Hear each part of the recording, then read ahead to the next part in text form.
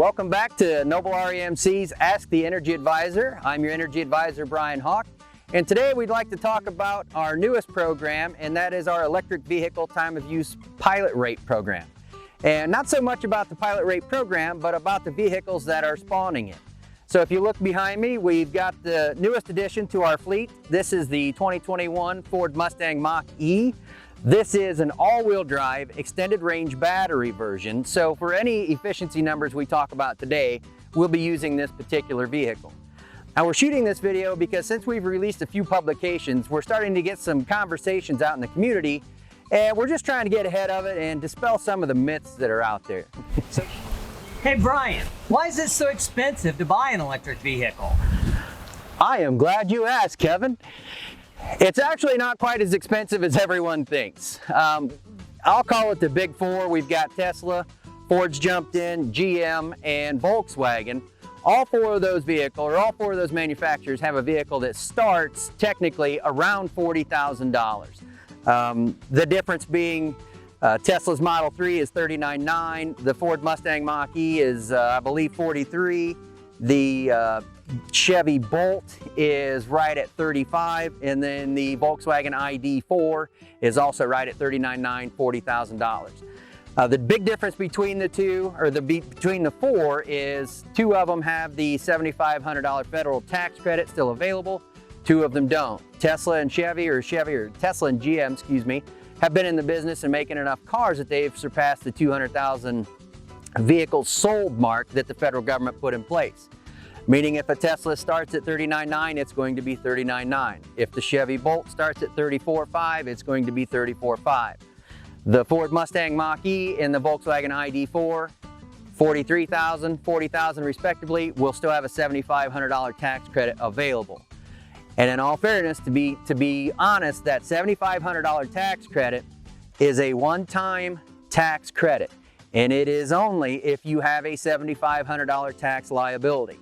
So if you pay enough federal income taxes that you're going to surpass that $7,500 in 1 year, you will see a $7,500 rebate on this car. So something you need to keep in mind as manufacturers start releasing more and more of these vehicles, keep an eye on that federal tax market to see where this vehicle or that specific manufacturer falls. Other states are offering incentives as well. Currently, Indiana does not offer any incentives to buy an electric vehicle. That may change. And I look for, honestly, the electric vehicle market will be very similar to the regular tech market. The more we use the tech, the cheaper it's going to get. It's going to drive innovation and technology that will lower the price of these vehicles. Combine that with the economy of scale of driving this daily, this car is substantially less than a gasoline or a diesel-powered car. Hey Brian, does an electric vehicle cost just as much to run as a gas-powered vehicle? Another great question, Kevin. When a problem comes along, you must whip it. Pardon the cheat sheet, but I have too many numbers written down this time.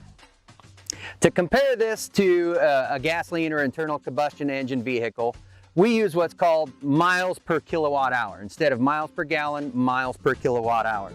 So this car is rated at 270 miles, but for ease of my math, because I'm not very smart, we're gonna call this 300 miles so we can do apples to apples. So 300 miles per charge or 300 miles per fill up. Most cars are geared towards that 300 mile round trip sweet spot. So this car is rated at 3 miles per kilowatt hour, meaning every 3 miles we burn a kilowatt hour worth of battery. So if we run that out for a 300-mile trip, that's going to be 100 kilowatt hours to fully pay for what we've just done. And we're going to call it 10 cents a kilowatt hour. Noble REMC's 9.5 cents, but for ease of math again, 10 cents a kilowatt hour times 100 kilowatt hours is $10. Meaning for the 300 miles we just drove, it cost us $10. We take a gasoline or a diesel vehicle, we're going to call it gasoline, for 25 miles per gallon. Pretty efficient car. That's going to take you 12 gallons. Currently, it just went up to $3.25 today, but we're going to call it $3 for argument's sake. That's $36 to fill your car for the same 300 miles. So you can use an internal combustion engine vehicle, it's going to cost you $36 to do that 300-mile trip. This car right here is going to cost you $10 to do that same 300-mile trip. This car is actually performing better than the 3 miles per kilowatt hour and 3.5 miles per kilowatt hour. That $10 turns into $8.50. If we take a car up to 30 miles per gallon, that's going to bring you down to 10 gallons. At $3 a gallon, that's going to be $30. So our gap is still very wide when it comes to operational costs. Now, we opened this program talking about our time of use pilot rate program. One thing Noble REMC is on the front edge of is we're trying to incentivize you to charge this vehicle off peak. When you charge this vehicle off peak, you can enroll into that program, and that same 100 kilowatt hours is going to cost you $5.14. So it really is going to be an astronomically economic way to get to and from where you're going. So that's going to wrap up what we have today. As always, if you have any questions about electric vehicles or anything to do with your energy consumption, give me a call. Again, Brian Hawk at Noble REMC, and I would love to answer your questions.